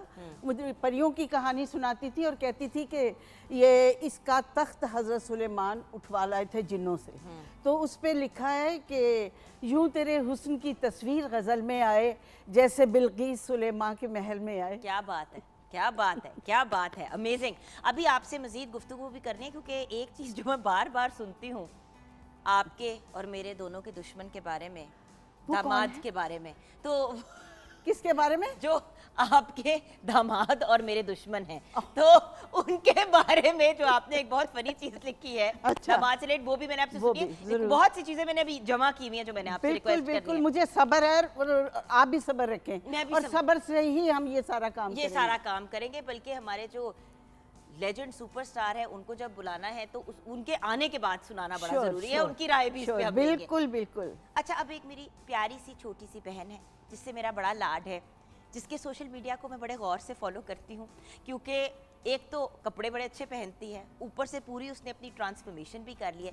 निशु जी, अगर आपने कोई बहुत ही प्यारा, बाअदब और अमेजिंग इंसान, जो इस फील्ड में आजकल यंग आर्टिस्ट में हम ये नहीं देखते, हाँ। But as an anchor, as a singer, हर लेवल पे इस बच्ची ने अपने आप को मनवाया है, मेरी बहुत ही प्यारी, बहुत ही लाडली निम्रा मेहरा, जिनको मैं छेड़ के बुलाती हूँ निम्रा मेहता, तो नाराज हो जाती है। कैसे मेरा बच्चा जॉन? और हर वक्त मैं इसको मैं मैसेजेस कर रही होती हूँ, तुम ये कपड़े पहने थे ना, ऐसे नहीं पहनना था। और गुगन, एक सिमिलैरिटी है, सीनियर डिम्पल, जूनियर डिम्पल। तो मेरा मिडिल डिंपल भी तो है ना, मेरा भी तो एक डिंपल आता है। सही बात है। और अब हम बुलाने लगे हैं एक लिविंग लेजेंड को, एक ऐसी शख्सियत को जिनकी हर जनरेशन फैन है, और इस लेवल के और इस हाइट के ब्रिलियंट आर्टिस्ट हमने कम ही देखे हैं अपनी इंडस्ट्री में। पटियाला घराने से आपका ताल्लुक है, लिविंग लेजेंड आपको अक्सर कहा जाता है। पाकिस्तान क्या, पूरी दुनिया में अक्रॉस द बॉर्डर आपको जितनी रिस्पेक्ट और रिगार्ड मिलती है, आप आते हैं तो लोग अदब में खड़े हो जाते हैं, जब तक आप बैठते नहीं हैं लोग नहीं बैठते। मैंने अपनी आंखों से चीज़ें देखी हैं। What a brilliant man, what a brilliant personality, एक इंस्टीट्यूशन इन हिमसेल्फ, उस्ताद हामिद अली खान साहब। क्या बात है, ब्यूटीफुल। अस्सलाम वालेकुम। आपको तो झुक के ये वाला अस्सलाम वालेकुम sir, please. Always a pleasure, और उससे बड़ा एक ऑनर, बिल्कुल, लिविंग लेजेंड हमारे। Undoubtedly undoubtedly. अच्छा, ये सबसे पहले तो आपको मुबारकबाद हमने देनी है, आपका लड़का एक और साल बड़ा हो गया। हाँ जी, यानी कि आज वली हामिद की हाँ जी। सालगिरह है। अच्छा, हाँ जी, अच्छा, अच्छा। ये भी हमें उड़ती उड़ती खबर आ गई। एक्चुअली मेरे फेसबुक पे मुझे खबर हाँ, आई, मुबारक हो, तो बहुत-बहुत। मैंने कहा कि मैं आपको मुबारक दे देती हूँ मुबारक। कि एक और साल उसने आपको तंग करने में कामयाब हो गया। अच्छा, एक बात बताए, हम बचपन की यादों की बात कर रहे हैं, और आज का हमारा टॉपिक भी है कि बचपन की याद। तो अपनी सबसे प्यारी, सबसे स्पेशल बचपन की याद क्या है? सर, आपसे स्टार्ट करेंगे। बचपन की यादें तो फिर बहुत होती हैं। कोई एक ऐसी मेमोरी जिसपे जब भी सोचते हैं तो चेहरे पे मुस्कुराहट आती है। वो ऐसे है कि अगर मैं गाने की बात करूं तो दिल्ली में बहुत बड़ा शो था।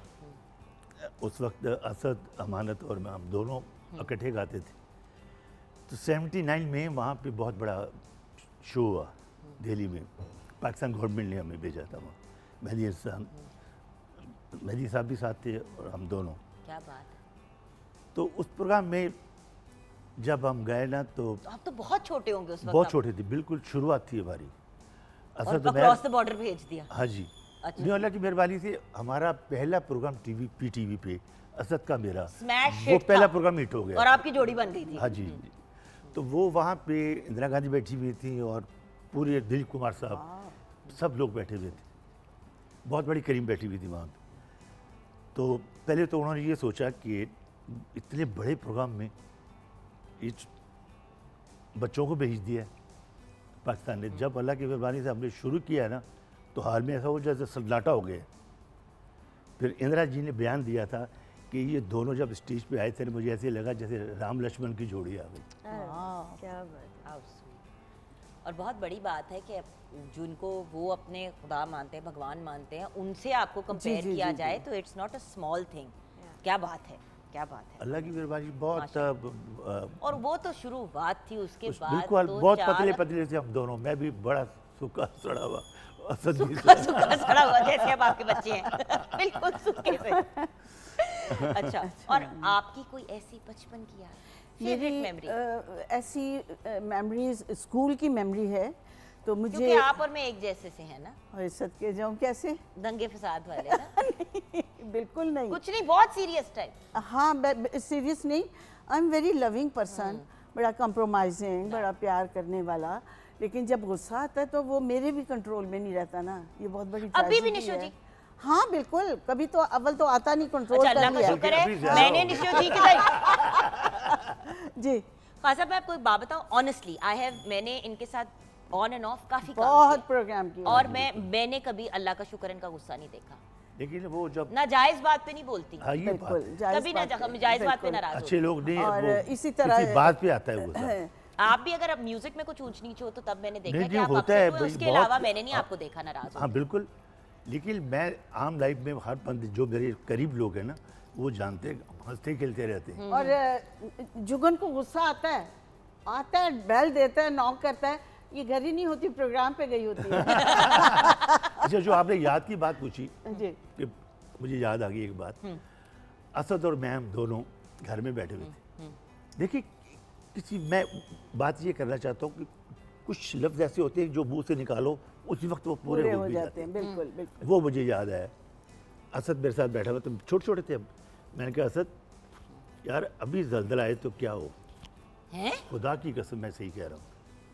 मैंने कहा अभी अगर जल्जला आए तो क्या हो, आप यकीन करें उसी वक्त जल्जला आया। मुझे वो अभी तक याद है। वेरी गुड, नहीं होता है आपके अच्छे लोग जल्जलों की होते हैं। ना बात किया करे, पिछले काफी जल्जले जो आए हैं मुझे लग रहा है वो आपके ही कहने पे आए होंगे। नहीं मैं एक जुबान की बात करता हूँ, मुंह से जो कुछ ऐसे ये नहीं कि आपको सोच पी रहे हैं समझ के या बात कुछ। करनी चाहिए, हाँ, बड़े कि- हमेशा हाँ, यही कहते हैं। ऐसे ही बस पता नहीं क्या मेरे दिल में कोई हो बात जाता आई। है ना, बिल्कुल।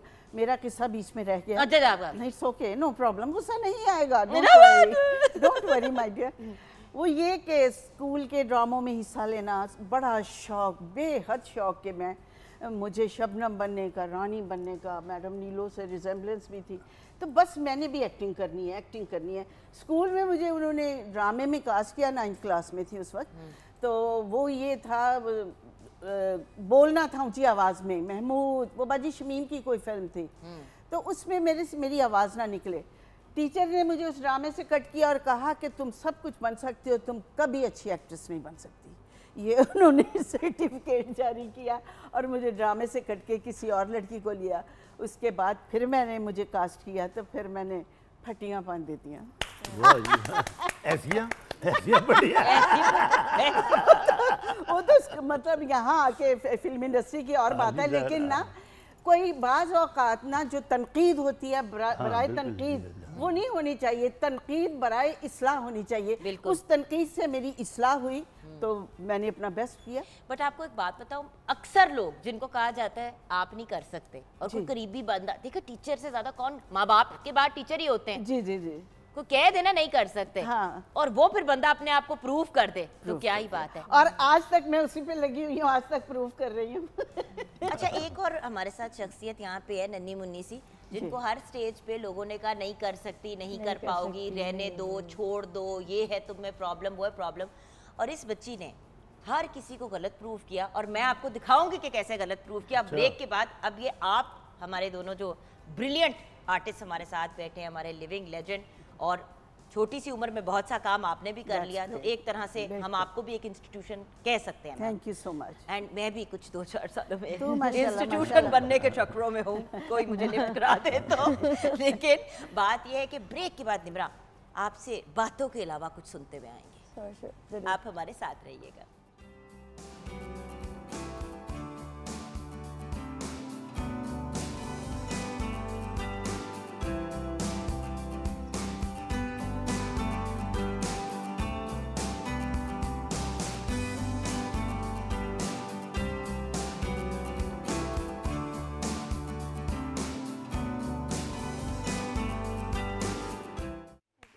Very nice, very nice. Thank you so much. प्यारा सा बच्चा मेरा, Thank you.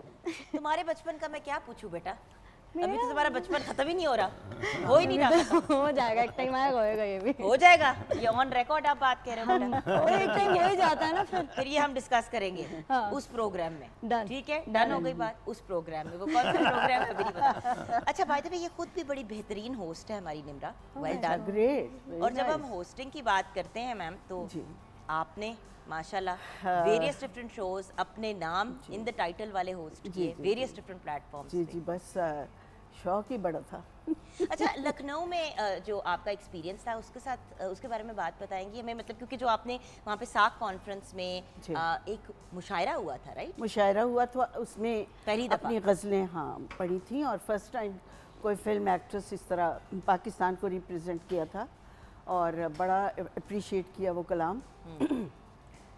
बाकी होस्टिंग का जो एक्सपीरियंस है वो भी आपको पता है कितना मज़ेदार है। इससे आगे ना फिल्म लगती है ना कोई ड्रामा लगता है। जो होस्टिंग का जिसको चस्का पड़ जाए ना, फिर वो जुगन जाता नहीं फिर है, उसके बगैर रहा नहीं जाता। रहा नहीं जाता। You see, exactly. आपको इतनी आदत पड़ जाती है रेगुलरली लोगों से मिलने की, बिल्कुल। मतलब लेजेंड्स बिल्कुल, देखें, और- हमारी कहाँ इतना वो के औकात के हमारे घरों में लेजेंड्स आए, बट एटलीस्ट इस प्लेटफॉर्म पे बिल्कुल। इतने बड़े बड़े लेजेंड से मुलाकात हो जाती है, उनसे मिलने और की बिल्कुल। का मौका मिल जाता है, सीखने का मौका मिलता है। सीखने का मौका, और इस तरह एक करंट आपको रिस्पांस मिलता है। रिस्पॉन्स मिल जाता हाँ। है।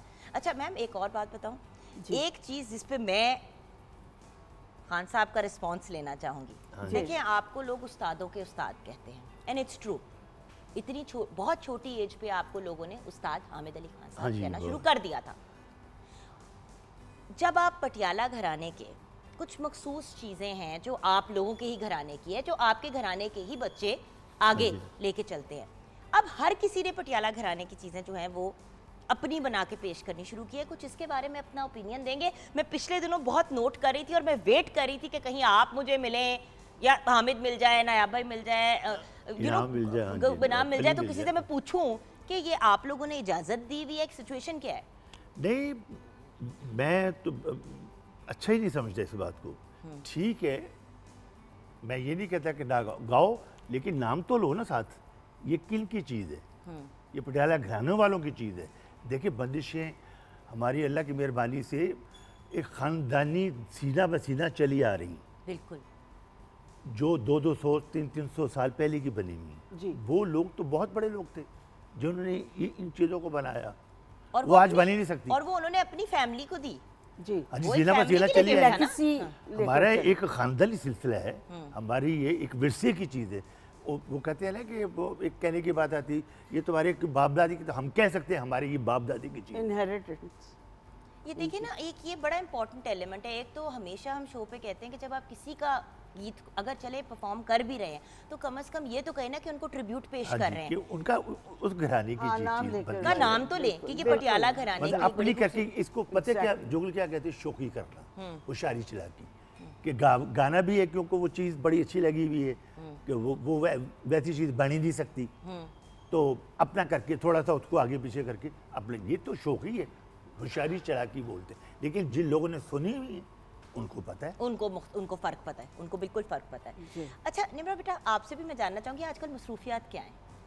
What's going on? हर जगह देख रही हूँ मैं आपको, माशाल्लाह। आजकल तो अपने गाने बन रहे हैं, लेकिन आज जैसे कि अभी पता है कि एक शो एज को होस्ट भी कर रही हूँ और उसमें एज सिंगर काम भी कर रही हूँ एक प्राइवेट चैनल पे, तो वो भी चल रहा फिटनेस है। का क्या राज है? फिटनेस का ये है कि भूखी मारी हो कि एक्सरसाइज कर रही हो? दोनों ही?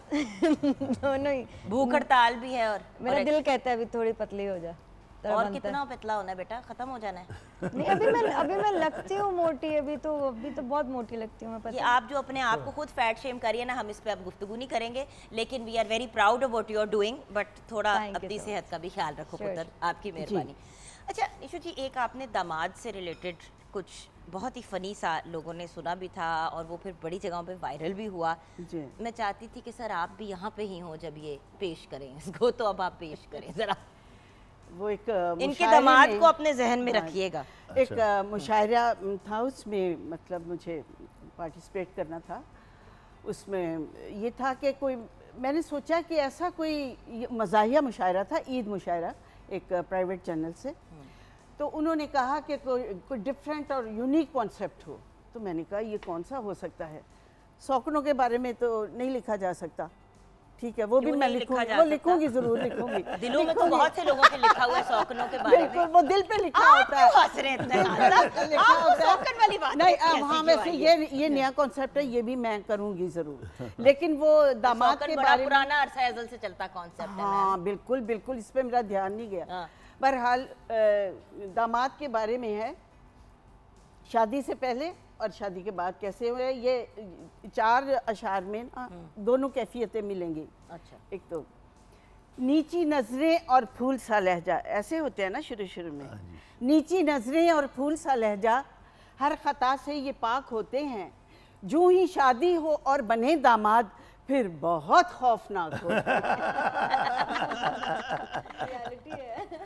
आपके उनकी कितने आमद दामाद से- हैं? आपके कितने दामाद हैं? वो कह रही है कि बिल्कुल सच है। अच्छा, आगे है कि उनकी आमद से घर यूं महका है, पूरे ससुराल में क्या टहका है। वाह वाह। कोई फरमाइश गर ना पूरी हो, फिर बहुत खौफनाक होते हैं। जो ही शादी हो और बने दामाद, फिर बहुत खौफनाक खतरनाक होते हैं। और अपने दामाद का क्या जिक्र करूं, मतलब ये मैं लोगों के दामाद के बारे में कह रही ये थी। आपने अपने के बारे में जिक्र किया। अब आप कवर कर रही हैं उसको कि भाई Naughty अब girl। ठीक है। अपने दामाद का क्या जिक्र करूं, डोंकी किंग को तो सभी जानते हैं। या अपने दामाद का क्या जिक्र करूं, डोंकी किंग को तो सभी जानते हैं। ऐसे दामाद हो तो बेटी के मुस्तकबिल ताबनाक होते हैं। हाय अल्लाह, माफी दे। क्या बात है। वाह क्यों मिलना जुलना नहीं है बेटी से मैंने, अगर मैं सारे ही खिलाफ बोल दूं, हाँ, ये भी। खान साहब कितना ख्याल रखना पड़ता हाँ है। बिल्कुल, वो जरा करना पड़ता है ना। और ये हम ऑन एयर डिस्कस कर रहे हैं। और ये discuss कर रहे हैं। यार दुनिया को साथ लेकर चलना पड़ता है, और वैसे मेरी कोई इसकी मुखालफत I नहीं, know. जो मुखालफत थी वो हाँ जी, खत्म हो ठीक है, गई। हाँ। लेकिन मैं अपनी शुरू- जगह शुरू पे में- आई वॉज राइट, मेरा अपना जो था ना वो इसलिए राइट था कि मैं I was very responsible mother. मेरा फ़र्ज़ था कि शादी से पहले जो मेरी जिम्मेदारियां हैं वो मैं पूरी करूं। जो अच्छी फैमिलीज़ हैं, अच्छे लोग हैं, इस चीज़ को अप्रिशिएट करते हैं कि भाई जितनी एहतियात लड़की के लिए हमारे कल्चर में चाहिए, हमारे मुल्क में चाहिए, हमारे मुआशरे में चाहिए, मैंने उसकी पैरवी की है। इस चीज़ को तो लोग अप्रिशिएट भी करते हैं, जिन्होंने बहुत करना ज़्यादा होता है ना, बहुत ज़्यादा करना भी करते हैं। चाहिए। और जो बेटियों के माँ बाप हैं, पेरेंट्स हैं, उनको चाहिए कि इसी पैटर्न पे चलें और मुझे आइडलाइज करें और इंस्पिरेशन लें मुझसे। मतलब ये कौन सा ये मतलब हम इस चीज पे आइडियलाइज करें, हम आपकी सेंस ऑफ ह्यूमर पे आइडियलाइज ना करें, आपकी ग्रेट एक्टिंग पे आपको आइडियलाइज ना करें, आपकी अमेजिंग होस्टिंग पे ना करें, हम आपको इसी चीज पे आइडियलाइज करें। ये बहुत ज़रूरी है, क्योंकि दामाद का रिश्ता और सास का रिश्ता ना बड़ा ही डिफ़िकल्ट होता है।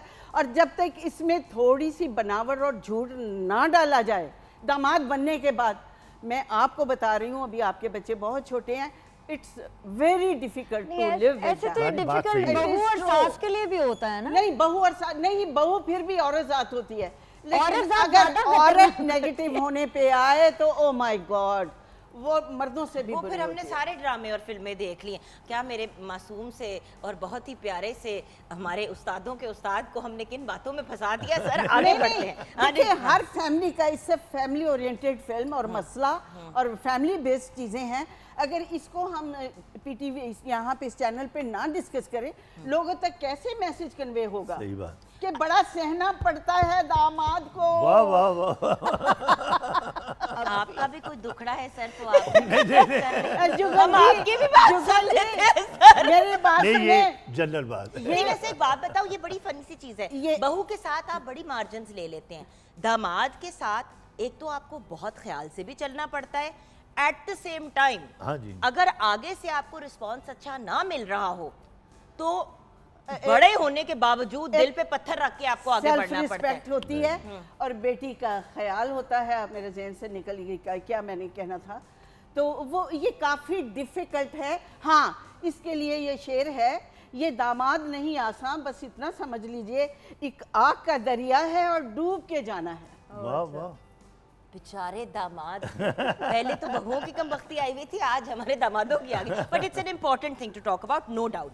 अच्छा सर, ये बताइए कि नेक्स्ट फ्यूजन कब आ रही है बॉयज़ के साथ आपकी? आपको पता ना, आपकी वो आपके अपने इंडिपेंडेंट बहुत मेजर हिट्स होती हैं, आपकी गज़लें, आप जो भी कलाम पेश करते हैं, देन आपके बेटों की भी, इंडिविजुअल भी और कलेक्टिवली, बट ये सारों सबकी कोलैबोरेशन नेक्स्ट कब आ रही है? बहुत से लोगों ने पूछा जब हमने कहा आप आ रहे हैं। नहीं, वली बनाता है, क्योंकि ये काम वही करता है। हम तो गाते हैं, या मेरे दूसरे बेटे हैं वो क्लासिकल भी गाते हैं, बैंड में भी गाते हैं, तो ये सारा काम वली करता है, उसकी सोच होती है। मैं उसको बंदिशें सुनाता हूँ जो हमारी ख़ानदानी, उसमें से वो निकालता है, फिर वो अपना जो आजकल का चलता है म्यूज़िक वो अटैच करता है उसके साथ। अच्छा, तो मुझे ये बताइए वो कि इंशाल्लाह जल्दी आ रहा है। आजकल आपकी पर्सनल मसरूफियात क्या है सर? मैं अभी आजकल कर रहा हूँ, रिकॉर्डिंग कर रहा हूँ, एक तो गज़लों की, नई गज़लों की। मेरे भाई बड़े उस्ताद अमान तली खां के, उनकी भी गाई हुई गज़लें, क्योंकि देखिए अमान तली खां जैसे फ़नकार या मेहदी हसन जैसे फ़नकार ये बार बार नहीं पैदा होते। ये सर आप जैसे लोग भी बार बार नहीं, बड़ी मेहरबानी, बहुत शुक्रिया। मैं जहाँ समझता हूँ आप म्यूज़िक को बहुत अच्छे तरीके से समझती हैं, ऐसा ही होना चाहिए। देखिए म्यूज़िक सुने तो पहले उसको समझे तो फिर सुने। इसलिए ये जो क्लासिकल म्यूज़िक है ना, ये जब तक इसका सुनने का शौक़ नहीं ना होगा ये फिर नहीं आता, क्योंकि ये आपकी रूह को असर करता है, और जब तक आप गौर से नहीं सुनेंगे तब तक वो आपकी रूह तक नहीं पहुंचेगा, तो फिर स्वाद मिट्टी असर होना है। मुझे इतना गुस्सा चढ़ता है, और ये मैं पर्सनली भी एक्सपीरियंस किया कि हमने कुछ बुलाया गेस्ट को और इस तरह एक इवनिंग थी और लोग खाने खा रहे हैं, गप्पे लगा हाँ, रहे जी, हैं, जी। और मैं सामने बैठी हूँ और मैं सुन, मुझे इतना गुस्सा चढ़ रहा था कि यार ये क्या तरीका है। बिल्कुल सही। मैं तो झाड़ आपके देता हूँ। सामने लेजेंड्स जब परफॉर्म जी, कर रहे कुछ हो, लोग हैं, बिल्कुल इतने उसको honor बेज़ौक, देनी चाहिए। सर आप तो परफॉर्म करते हैं, आपको आइडिया होगा, बहुत से ऐसे इवेंट्स होते हैं, शादी का हो गया, जब आपने एक रिस्पेक्टेड वे में एक आर्टिस्ट को बुलाया है, वो स्टेज पे गाने लगा है या गा रहा है, आप खाना खोल देते हैं। निम्रा बेटा मैं एक हाँ। बात बताऊं, हाँ, आप एक ये जूनियर है। होने के नाते अगर ऑफेंड होते हो तो आप सोचो कि इस लेवल के मैं जिनको बोल रही हूँ लिटरली ना, like- आप जब भी उस्ताद हामिद अली खान साहब का नाम लो तो उस्ताद के बगैर कोई नहीं नाम नहीं लेता, लेगा, बिल्कुल। और उस्तादों के उस्ताद ऐसे है। एक इंस्टीट्यूशन इन हिमसेल्फ। अब ऐसी पर्सनालिटी को बुलाएं, या फॉर एग्जांपल निशो जी को आप बुलाएं और आप उनको उनकी ड्यू रिस्पेक्ट ना दें ना दे, तो बिल्कुल। ना बुलाएं भाई। हाँ बिल्कुल, नहीं बुलाए। नहीं, मैं तो झाड़ देता हूँ, मैं अपनी महफिलों मुझे में- पता है, अब मैं बिल्कुल तो सही है। मैं तो कहता भाई आराम से सुनना सुनो, तो मैं बंद कर दूंगा। मैं ऐसा फनकार नहीं हूँ कि अपने काम को ख़राब करूँ, क्योंकि अल्लाह ने मुझे बहुत पूरी दुनिया पे इज़्ज़त दी हुई है, बिल्कुल तो मैंने तो अपनी इज़्ज़त को कायम रखना है। ठीक है, उनको उनका कसूर नहीं होता, उनको कुछ लोग ऐसे होते हैं, ये सारे नहीं होते ऐसे। देखिए कुछ हर specific हर महफिल में चंद लोग सुनने वाले होते हैं, ज़्यादातर ख़राब होते हैं, जिनको म्यूज़िक का पता नहीं होता। हमने दोनों का ख्याल रखना होता है बिल्कुल सही है। कि वो भी ना बोर हो और जिनको समझे वो भी ना। तो अब बोर ना नहीं होंगे हम, नहीं, क्योंकि हम सुनेंगे, इनसे कहें कि कुछ सुना दे ताकि यही होने वाला है, क्योंकि हम प्रोग्राम के भी इख्तिताम की तरफ पहुंच रहे हैं। थैंक यू सो मच, हमारी शेफ ने सब कुछ तैयार हो गया एंड इट्स लुकिंग ब्यूटीफुल मेरा Thank बेटा, you. गुड जॉब जल्दी मेरी से जान, भूख वेल लग रही है डन। बहुत। हमारी शेफ भी न्यू है और उन्होंने नया हमारे साथ काम अच्छा, करना अच्छा, शुरू किया है, और उनके कुछ पहले एक्सपीरियंसेस में से ही है छोटी ये सी being on शेफ television। लग रही है, ये भी छोटी सी शेफ लग रही छोटा है सा ना। पर हमने कहा छोटे छोटे बच्चे भी होने छोटे चाहिए ना, हम- लेकिन हम एक तरफ हम तो एक तरफ आप लोग खाने It's की okay। खुशबू बड़ी अच्छी सी है। जो कि वो आपके तक पहुंच जाएगा, खाना भी पहुंच जाएगा, लेकिन उससे पहले क्योंकि हमने गाना- रोटी कभी भी गाना नहीं बिल्कुल, खोलनी, बिल्कुल। तो सर आपसे ही कुछ सुनते कोई सुनते प्रोग्राम वही गाना जो मैं सुनती हूँ, जो आप शौक से सुनाते हैं। नहीं, वो अच्छा तो अब जी। हम साथ अब अपने लास्ट सॉन्ग की तरफ बढ़ेंगे सर। ठीक है, ठीक है। ओवर टू यू हाँ। माइक। मैं गज़ल पेश कर रहा हूँ, फिर मैं इंशाल्लाह फिर कभी आपको अच्छा, किसी कोई मौके बात पर- नहीं, कोई मैं बात वैसे नहीं, कह it's देता हूँ, मैनू तेरे जया सोना होर लभदा। निशो जी जहाँ जाती है तबाही मचा देती है, तबाही मचा देती है आप।